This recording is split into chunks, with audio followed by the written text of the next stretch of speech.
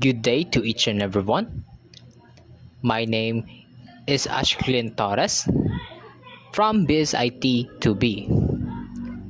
In this video, we will be discussing data structures and algorithms in C programming.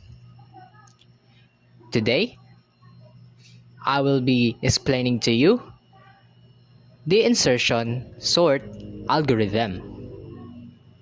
Now, before we dive into the definition of insertion sort, let us imagine we are playing a card game. You have likely used this algorithm without realizing it. Imagine you are holding cards in your hand. You pick up a new card, look at what you have already have, and slide the new card into its correct spot to keep your hand organized. This is exactly how insertion sort works. Now, to understand it more clearly, here's the description of insertion sort. It splits an array into two virtual parts, namely the sorted part, which usually starts with just the first element, and the unsorted part, which is the rest of the array. Now, this algorithm picks elements from unsorted part one by one and inserts them into the correct position in the sorted part. It's simple, intuitive, and very efficient for small data sets. So, in simple terms, insertion is just swapping places of data in an array. It's more like swapping, and it is not efficient when you're dealing with a larger set of data. Now, we will be visualizing the logic of the insertion sort. So, next slide. Now, here in this illustration, we have an array of having 5 elements, which is 5, 1, 3, 2, and 4. Now, each boxes represents each index of the array, which is labeled at the top, 0, 1, 2, 3, and 4. Now, at the bottom is a single box which contains the temporary position for the swapping of the values in the insertion. Now, at first, kung naka-remember mo, insertion divides the array into two parts, which is the sorted and the unsorted. Now, in the first part, automatic na i-divide na nato ang atong array into the two parts. So, mag-start ta sa index 1 because index 0 refers to the sorted part and the index 1, 2, 3, and 4 refers to the unsorted part or area. So, we will be assuming that index 0 is already sorted na. Here, so mag-start ta sa index 1. Now, if we are inserting or using the insertion sort, the value inside the index 1 is transferred into the temporary storage.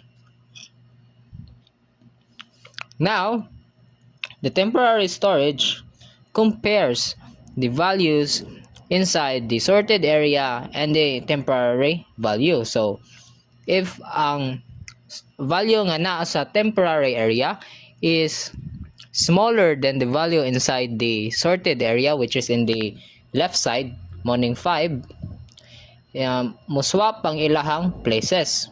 So, 5 will be transferred into the index 1 and 1 is transferred into the index 0. Now, once the insertion is done, our array will move into the next index, which is in the index 2. Now, index 2 has the value of 3. So, mabutang na siya sa temporary nga storage. Now, it checks or compares the values inside the sorted area. So, is 5 less than 3? Is 3 less than 5? True. So, mag-swap sila sa 5 ug 3. So, ang 5, maabot na siya sa index 2 and 3, mo-insert na siya sa index 1. Now, if you compare na to ang 3 and 1 na sad, which is the greater value, 3 has the greater value than 1, so dili sila mo swap. So, mo ni ang itsura. Next, ato values inside the sorted part is 1, 3. Now, i-move na nato ang index into index 3. So, our sorted array nang is 1, 3, 5. Now, the value inside the index 3 is 2. So, mato na sad siya sa temporary nga storage. Now, it checks if 2 is less than 5. True. So, mo-swap sila. Is 2 less than 3? Yes. True sad. So, mo-swap na sad si 2 sa 3. So, meaning, ang 5 maabot na sa index 3. And ang 3 maabot na sa index 2. And 2 maabot niya siya sa index 1. Because 2 is greater than 1, dili sila pwede mong swap. Now, our values inside the sorted area is 1, 2, 3, and 5. Now, move na to index sa index 4. Now, ibutang na nato ang 4 sa temporary storage. Then, i-compare na sad nato ang values inside the sorted area. Is 4 less than 5? True. So, iswap ang places nila. So, ang 5 mabot na sa index 5, then 4 mo abot na siya sa index number 3. Is 4 less than 3? False. So, dili na sila pwede mo swap. Is 4 less than 2? False sad. Is 4 less than 1? False sad. So, sa index 3 lang dyan siya pwede mabutang. So, in our final array, we have 1, 2, 3, and 4, and 5. So, sorted na ang ato ang values inside the array. So, that's it for the logic inside the insertion sort. Hopefully, ma-visualize rin ninyo ang insertion. Next, I will be demonstrating to you a C code that implements the insertion sort algorithm. Okay, here's the first part of our C code. First, the setup. Let's set up our libraries in the C. So, hashtag include standard, input, and output. Now, let's create a function, namely void print array, which prints the array. No? So, our parameter here is our integer na array. And tapos, integer n, which is the size of our array. Inside the function is a for loop. So, ato man jud siya i-iterate kay we're dealing with an array here. So, our I here is initialized to 0, and our condition is if I is less than to n, then i-print niya ang array plus na ay new line. So, ato na i-demonstrate. So, example, our array here consists of 5 elements, which is 1, 2, 3, 4, 5. And our size here is 5 because 5 elements pa siya. So, int n is equals to 5. For int I is equals to 0, if I is less than to n, which is 5, true. So, isod na niya ang for loop. Then, i-print niya ang array I. So, ang array I is 0 pa man na to I. So, meaning in the 0 index. So, ang value ana is 1. Tapos, new line. Next is increment na natong I. So, ang 0 mahimong 1. So, int I is equal to 1. 1 is less than to 5. That is true. So, i-print na nato ang array 1. So, nasa index 1 which is 2. So, ang output na nato is 1, new line 2. Next, increment na natong I into 3. 2. So, int I is equals to 2. 2 is less than to 5. That is true. Then, i-print na niya ang array in the index 2. So, unsay values nga array na sa index 2 is 3. So, ang ato values now is 1, 2, 3. Next, i-update na natong I into 3. Increment natong I into 3. Then, I is equals to 3. 3 is less than to 5. That is true. And print niya ang array nga nasa index 3 which is 4. Then, our output here is 1, 2, 3, 4. Then, ato na sa siya increment ang I. So, our I here is 4. And 4 is less than to 5. That is true. Then, i-print na tong array na sa index 4. So, the value here is 5. So, ang output na nato is 1, 2, 3, 4, 5. And our I here, mo increment na siya into 5. So, I is equal to 5. Is 5 less than to 5? That is false. So, human nato ang for loop. That is the use of our print array. Next, let's create the insertion sort function. So, void gapon siya kay wa tay return nga values. Now, our parameters here is the array and integer n. Pareho gapon siya sa print array. Now, we have variables here, namely int I and key and j. So, ato na siya ipang initialize. So, ang I is para na siya sa array, ang key is para na siya sa sorted value, and j is para na siya sa kanang paglihok-lihok sa ato ang index. Now, let's create a for loop. So, mag-start ta sa second element which is in the index 1. So, our I here is equals to 1, dili 0. Kay, perha ganina, magsugod yun ta sa index 1. Kay, dapat na may duha ka grupo ang array or duha ka section. So, in the array 0 is the sorted part. Now, I is less than to n. Then, ang our key here, assign na nato ang value sa key sa array I. So, ang kuan na nato ang atong gipick nga value.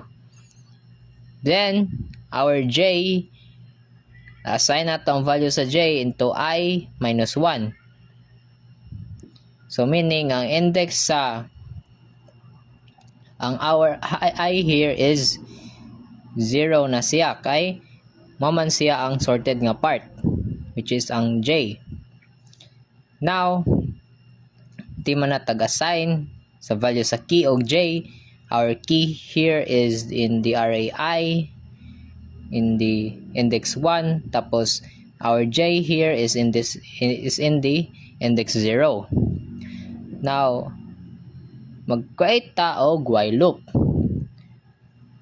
to move the elements of the array that are greater than the key to one position ahead of their current position para makamove ang ato ang key para makaswap ta og values. Now, in the while loop, j is greater or equals to 0 atong condition and array j is greater than key. So, if ang atong j is greater than the key, i-shift na niya ang position or operation. So, array j plus 1 is equals to array j. And j is equals to j minus 1. To para move ang ato ang pointer to the left. No? Kay sorted area naman siya. So for example here, ganina ang ato ang J kay 0 man siya, so true. So pwede siya masud sa duha man siya ka condition. Array J, so array 0 is greater than the key. Nya atong key here is kuan man siya kanang in array I, nya to I here is 1 man, so if ang naa sa array I is greater than the array J, no? If mas dako ang ato ang nasa index 0 kaysa sa index 1, which is our key here, dili siya mo proceed kay dapat mas gamay ang key kaysa sa nasa array J or in the index 0. So if mas gamay siya, diha na mo swap ang ilahang position, mo shift. So array J plus 1, so meaning ang J na 0 mahimo na siyang 1, so na siya sa index 1, mo update na siya into array J. Tapos ang J na to is mo minus 1, meaning ganina naa siya sa koan, na siya sa 1, karon na siya sa 0 kay minus 1 man siya, so ang pointer padong sa left. Now to insert the key into the correct position, mo na mag array J plus 1 is equal to key ta. So if J plus 1 equals to key plus 1, ang key na nato is ang kadto ng nasa pikas or in the index number 2. Nya magbalik-balik na siya nga loop until masorted na ang ato ang array. Now the last step is to create the main function. So i-declare na nato ang ato ang array. Ang values kanay 12, 11, 13, 5 and 6. Tapos atong n is size of array 0. So kuan na siya pag determine sa size or the number of elements inside the array. So the size of array is 5 or no 20, then the size array 0 is 4, so 20 divided by 4 equals 5. So 5 ang ato ang n here. Now i-print nato ang original array, so tawgon lang nato ang print array nga function. Ihang arguments is the array and the n. Then tawgon na sa nato ang function nga insertion sort to begin the insertion operation. So at iyan na ipang sort ang mga values sa array. Now i-print na sa nato ang sorted array, then tawgon na sa nato ang print array nga function. Now ang final output ani niya will be 5, 6, 11, 12, then 13. Then return 0 to exit our program. Lastly, for additional information, we will be discussing the time complexity and the space complexity of the insertion array. Now, for the time complexity, or the worst case time complexity of an assorted array, or O n raised to 2, if the array is in reverse order, we have to shift every element every time. Okay, di ba? Ang insertion array is i-check ang nasa sorted area. So, iya jud kitaon 1 by 1, so mas madugay siya. While in the time complexity, which is in the best case or the best time complexity of an insertion array or the O raised to n, if the array is already sorted, the while loop never runs and we just check each element once. This makes insertion sort incredibly fast for newly sorted data. So wala na tayo pang swap nga hipatabo kung sorted na daan ang data. That is the best time complexity of the insertion sort. Now the space complexity of the insertion sort or the O raised to 1, it sorts in place, meaning we don't need extra memory. Okay, because di ba kung mag-swap ta, mo takes place lang siya within the array. Of course, not a temporary koan, but it just serves as a placeholder for the swapping of the values of the array. Unlike complex algorithm like merge sort, insertion sort is efficient for small datasets and is stable. It preserves the order of equal elements. So that will be all for the insertion sort. Thank you for listening, and I hope naara mo yung nasabtan. Goodbye.